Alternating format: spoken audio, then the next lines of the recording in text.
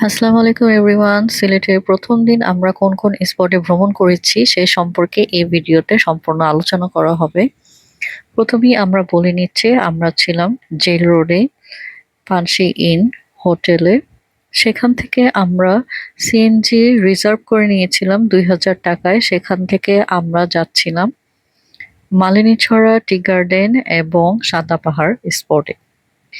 এই স্পটের জন্য আমরা সিএনজি সেখান থেকে রিজার্ভ করে নিয়েছি। তারা আমাদেরকে বলেছে যে এখান থেকে তারা আমাদেরকে নিজ দায়িত্বে সেই স্পট গুলোতে ঘোরাবে। আর কোনো ধরনের অকারেন্স ঘটবে না। প্লাস হচ্ছে তাদের সিএনজি গুলো হচ্ছে সেখানে রেজিস্টার্ড করা থাকে। দেন এই কারণে সমস্যা হওয়ার কোনো কারণ নেই। যদি সিএনজি কোনো কারণে নষ্ট হয়ে যায় বা কোনো সমস্যা দেখা যায় দেন সাথে সাথে তারা আরেকটা সিএনজি ব্যবস্থা করে দিবেন। এটা হচ্ছে মালানীছড়া টি গার্ডেন। মালানীছড়া টি গার্ডেনে আমাদের ৩ জনের ৫০ টাকা নিয়েছে প্রবেশের জন্য। এটা হচ্ছে তারা দেখাশোনা করে, সেই জন্য তারা এই টাকাটা প্রত্যেকের কাছ থেকে নেন। আমরা যখন ভিতরে যাচ্ছিলাম লোকটা অনেক দুষ্টামি করতেছিল যে আমার ভিডিওটা করে আমাকে ভাইরাল করে দেন। অন্যান্য তো সব ভিডিও করেন, আমাকেও একটু ভিডিওতে রাখবেন। আমরা ভিতরে চলে এসেছি, আপনারা দেখতেই পাচ্ছেন। যেহেতু বর্ষার সিজন তখন ছিল না, ঈদের সময় ছিল। অনেক চা বাগানের গাছগুলো আপনারা দেখতেই পাচ্ছেন ছোট ছোট, কারণ গাছগুলো কেটে ফেলা হয়েছে। তারপরেও চা বাগান বলে কথা, এক অন্যরকম মনোরম পরিবেশ, দেখতেই খুব সুন্দর লাগছিল। যতই সামনের দিকে যাচ্ছিলাম দেখতে আরো ভালো লাগছিল, যেহেতু একটু হালকা হালকা ঠান্ডা ছিল, হালকা রোদ ছিল, ওয়েদারটাও খুব ভালো ছিল। চা বাগানের পুরোটা জুড়েই ছিল এই ধরনের বিশাল লম্বা লম্বা একটা গাছ। এই পুরো গাছগুলো জড়িয়ে আছে চা বাগানকে কেন্দ্র করে। যদিও আমি সঠিক এই গাছগুলোর নাম জানি না। এই গাছগুলোর হাইট ছিল প্রায় ১০-১৫ ফিটের মতো উঁচু।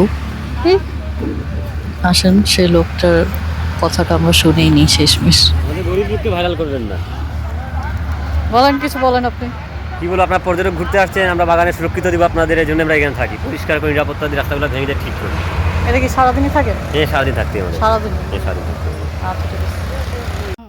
একটু ভিতরের দিকে চলে যাচ্ছি, একটু ঘুরে ঘুরে দেখছি পাহাড়গুলো প্লাস আকাশ, গাছগুলো দেখতেই পাচ্ছেন, খুব সুন্দর লাগছে মাশাআল্লাহ। এই হচ্ছে পুরোটা বাগান। একটু ভিতরের দিকে যখন গিয়েছি তখন এই ধরনের বাগানটা আপনারা দেখতেই পাচ্ছেন। অনেকে এর উপরেও যায়, বাগানগুলোর উপরে ওঠে। আমি ছিলাম নিচের দিকে, আস্তে আস্তে হচ্ছে আর একটু কাছের দিকে যাব।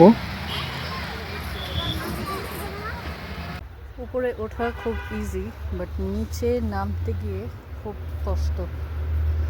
এগুলো হচ্ছে খোঁচা খোঁচা থাকে, ডালগুলো হচ্ছে বের হয়ে থাকে। দেন আপনারা যখনই উপরে ওঠার চেষ্টা করবেন তখন খুব সাবধানভাবে ওঠার চেষ্টা করবেন, নামতে আর কি খবর হয়ে যায়।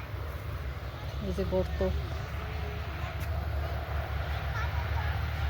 এই ধরো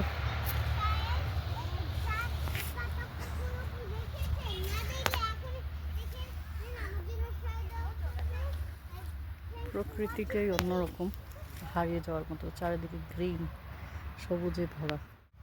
হ্যালো, আসসালামু আলাইকুম গাইজ। দেখতেই পাচ্ছেন আমরা এখন চা বাগানে এসে হাজির হয়ে গিয়েছি আপনাদের সাথে ব্লগ করার জন্য। তো আপনার কেমন লাগছে চা বাগানে এসে বলেন? আমার তো অনেক মজা লাগতেছে। আপনাদের কেমন লাগছে ওটা আমাদেরকে কমেন্টে জানাবে। সবাই ভালো থাকবেন, সুস্থ থাকবেন। আল্লাহ হাফেজ। টাটা। আমি বলছি আরাফ হাসান। তো আজকে সিলেটে কোন জায়গা আছে আমার সামনে তো দেখতেই পাচ্ছেন বিভিন্ন চা পাতা। তো এটা দিয়ে বাবুল টি খাওয়া যায়, চার পাতাও পাওয়া যায়, কিন্তু আপনারা তো জানেন না এটা কোন জায়গায় আছে। তো এই ভিডিওটা একটা লাইক দিয়ে সাবস্ক্রাইব করে দিবেন, আমাদের ভিডিওটা সাথে সাথে থাকবেন, কমেন্ট আসে দিবেন। তাহলে আমার জন্য সবাই দোয়া করবেন, সবাই ভালো থাকবেন, সুস্থ থাকবেন। পাতাগুলো কিন্তু অনেক সুন্দর। আর সবাইকে দিয়ে দিচ্ছি